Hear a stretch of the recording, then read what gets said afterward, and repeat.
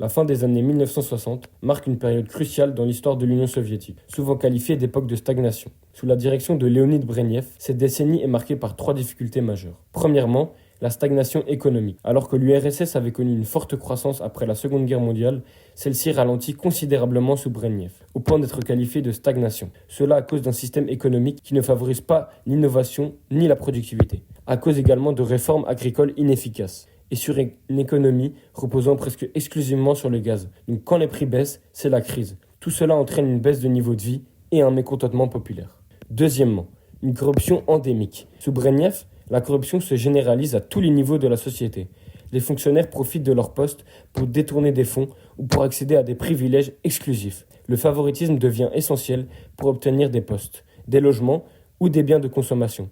Les élites du Parti communiste sont privilégiées, coupées du reste de la population. La corruption baisse donc la confiance des citoyens dans le système. Dernièrement, la guerre en Afghanistan. En 1979, l'URSS décide d'envoyer des troupes en Afghanistan pour soutenir le régime communiste afghan, menacé par des rébellions internes et des groupes islamistes soutenus par les États-Unis et leurs alliés. L'invasion tourne rapidement au désastre. Les troupes soviétiques font face à une résistance acharnée des Moudjahidines, armés par la CIA dans le cadre de la guerre froide. La guerre devient un bourbier prolongé, coûteux en vie humaine et en ressources financières. La guerre augmente le mécontentement en URSS, où les pertes humaines, estimées à environ 15 000 soldats, et les coûts économiques sont très mal perçus par la population.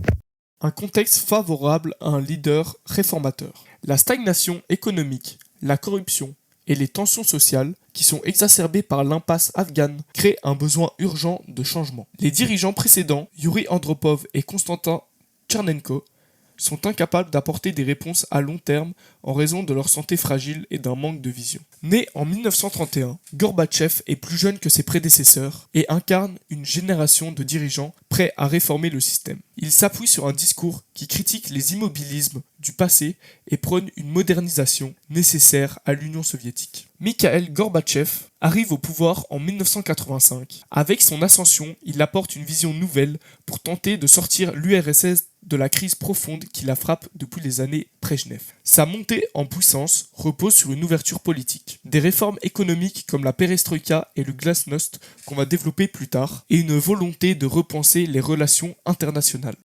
Dès son arrivée au pouvoir, Gorbatchev introduit deux concepts majeurs. Tout d'abord, la glasnost, ce qui se traduit transparence en français. C'est une politique qui vise à accroître la liberté d'expression et la transparence dans la gestion du gouvernement. Cette politique permet une critique publique des institutions, ce qui est une grande première dans l'histoire soviétique. Deuxième concept, c'est la perestroïka, ce qui signifie restructuration. C'est une politique qui recherche à réformer l'économie soviétique en introduisant des éléments de marché dans le système planifié. Gorbatchev espère ainsi stimuler l'innovation et améliorer l'efficacité de l'économie. Ces réformes symbolisent la volonté de Gorbatchev de moderniser l'URSS tout en préservant les principes fondamentaux du socialisme. Malgré les intentions de Gorbatchev, l'année 1987 doit apparaître de nombreux obstacles. La résistance des bureaucrates. Les cadres du parti et les responsables des entreprises d'État habitués au système centralisé s'imposent en réforme. Ils craignent une perte de pouvoir et de privilèges. L'absence de structure légale adaptée. Les coopératives privées pourtant autorisées sont souvent paralysées par des taxes élevées et un manque de clarté réglementaire. La crise de production. Les entreprises désormais autonomes réduisent leur production pour maximiser les profits, ce qui aggrave les pénuries de biens essentiels. L'inflation cachée et le marché noir. Avec l'introduction d'éléments de marché, le prix de nombreux produits augmente, provoquant un mécontentement généralisé. Parallèlement, le marché noir prospère. Une désillusion croissante. La population initialement favorable aux réformes perd confiance à la capacité de Gorbatchev à résoudre les problèmes du pays. Une polarisation politique. Tandis que certains réclament des réformes encore plus profondes, d'autres, notamment au sein du Parti communiste, appellent à un retour au système centralisé. Un impact sur la légitimité du régime. L'échec de la perestroïka affaiblit davantage les prestige du Parti communiste et ouvre la voie à une contestation politique croissante dans les républiques soviétiques. Ces problèmes illustrent l'incapacité du système soviétique à s'adapter rapidement aux réformes économiques, aggravant une situation déjà fragile. En 1988, Gorbatchev met en œuvre plusieurs politiques différentes qui marquent un changement dans la diplomatie soviétique. Cette même année, l'URSS annonce officiellement le retrait progressif de ses troupes en Afghanistan.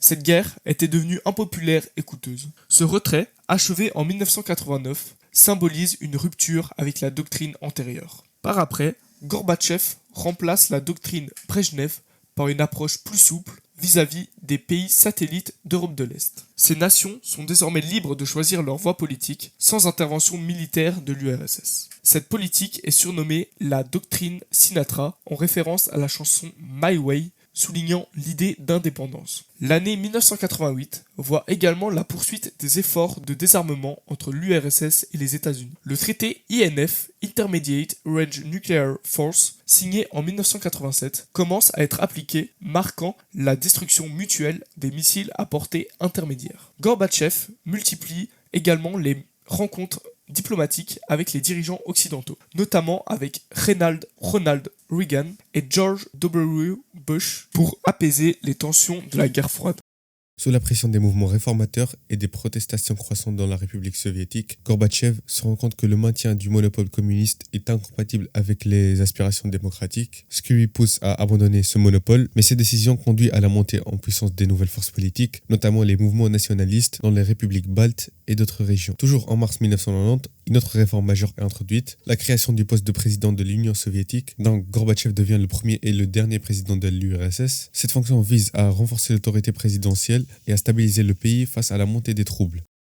La dissolution de l'Union soviétique en 1991 est l'aboutissement d'une série de crises économiques, politiques et sociales. Les réformes de la perestroïka initiées par Mikhail Gorbatchev échouent à relancer l'économie. L'hyperinflation, les pénuries et la chute des prix du pétrole aggravent la situation, plongeant le pays dans une paralysie économique. Parallèlement, les tensions nationalistes s'intensifient. Dès 1990, les républiques baltes comme la Lituanie, l'Estonie ou la Lettonie déclarent leur indépendance, suivies par d'autres comme l'Ukraine et la Géorgie. Moscou affaibli ne parvient pas à contenir ces mouvements qui s'accompagnent de conflits ethniques, notamment dans la Caucase. En août 1991, un coup d'État mené par des conservateurs communistes échoue, renforçant les forces indépendantistes et discréditant davantage le Parti communiste. En décembre 1991, les accords de Bolvech signent la fin de l'Union soviétique et la création de la communauté des États indépendants. Gorbatchev démissionne le 25 décembre et le Soviet suprême officialise la dissolution de l'URSS le lendemain, marquant la fin de près de 70 ans de régime soviétique.